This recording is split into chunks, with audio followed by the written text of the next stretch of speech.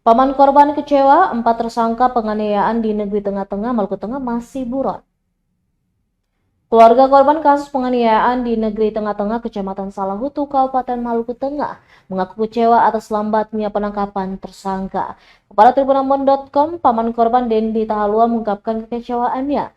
Pasalnya setelah ditetapkan sebagai tersangka pada 26 Desember 2024 lalu, keempat tersangka yakni Akaci Tuharea, Osmar Tuharea, Deden Tuharea, dan Baba Tuharea belum berhasil ditangkap aparat.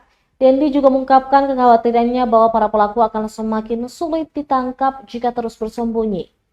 Ia berharap masyarakat dapat membantu memberikan informasi terkait keberadaan para pelaku.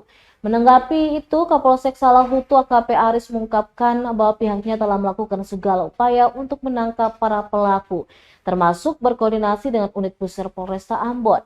Namun setelah 2 minggu melakukan pencarian, para pelaku masih belum berhasil ditemukan.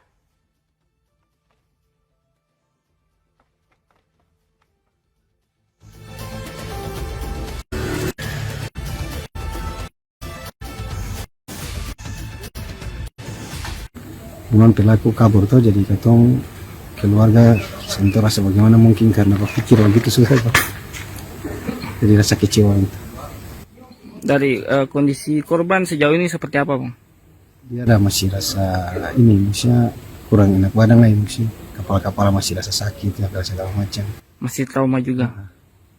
Terkait dengan penerbitan DPO, Abang punya harapan apa untuk kepolisian? Kalau bisa ini sah, loko tangkap dulu sudah tuh, biar jangan lama. Prosesnya katong aturnya bagaimana biar ini kan? Siapa, Bang?